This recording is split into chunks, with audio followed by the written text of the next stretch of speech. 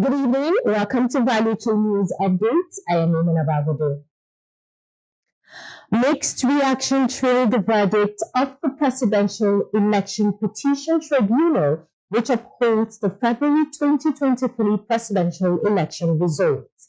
Value Chain spoke to a cross-section of Nigerians on the verdict in favor of the current president, Bola Ahmed Tinubu.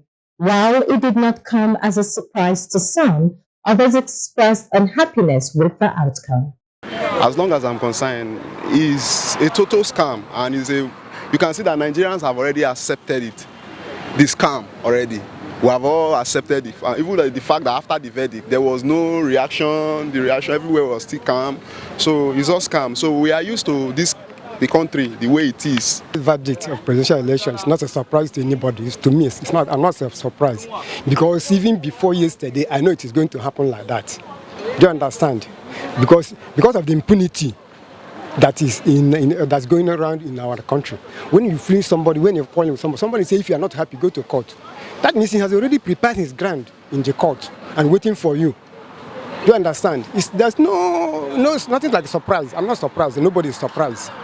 We know that it's going to happen like that, and we are not happy. Following the conduct of its two-day running strike, the Nigerian Labour Congress (NLC) has urged workers to return to work on Thursday. The running strike was to draw the attention of the government to the hardships Nigerians face as a result of subsidy removal. Value Chain TV gathered that the running strike is seen in different lights. Our only suffering is the federal government that imposed to the masses. If they have done the right thing, they wouldn't have been a strike.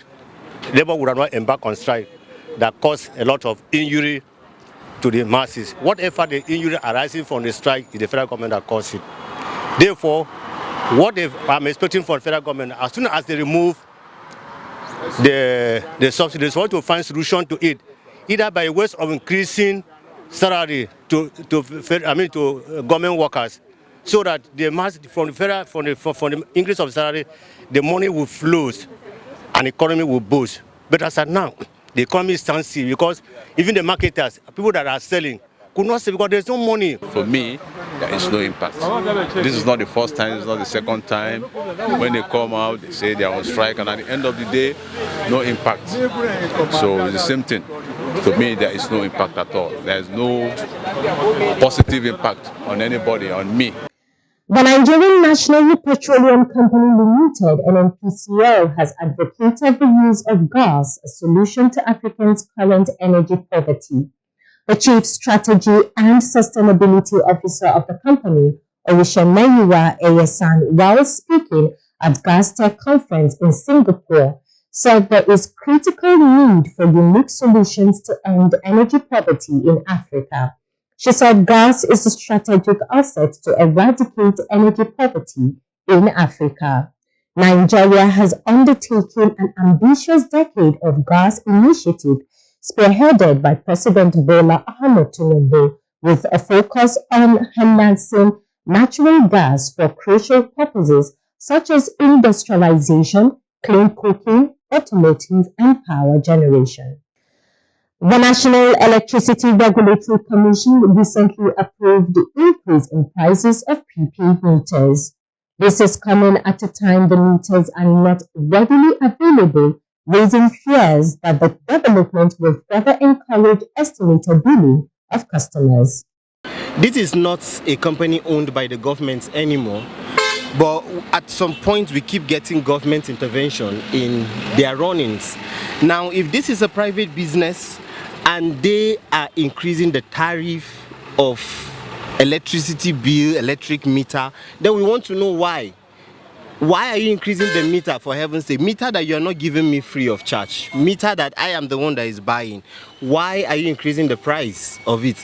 Is it because the cost of production of the meters have increased or what? So why the increase on the cost of meter? After all, we rejected the estimated billing system. And right now, people will resort back to, I cannot afford meter, so NEPA just come and connect my house, and then NEPA is taking me back to estimated billing, which is outrageous because at the end of the month you are charged for light you don't use.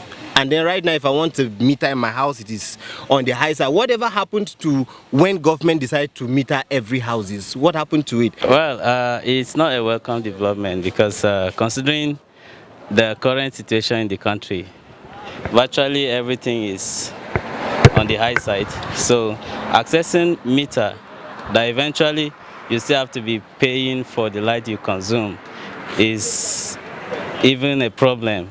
So that's entirely condemnable. It's not a good idea.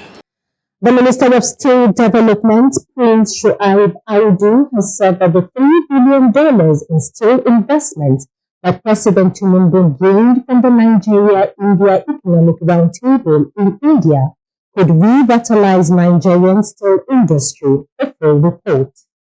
A statement issued by the Minister's Special Assistant on Media and Publicity, Mr. Abdullahi Haruna, indicates that President Bola Tinubu attracted a $3 billion investment pledge from Indian investors in order to boost the steel industry in the country.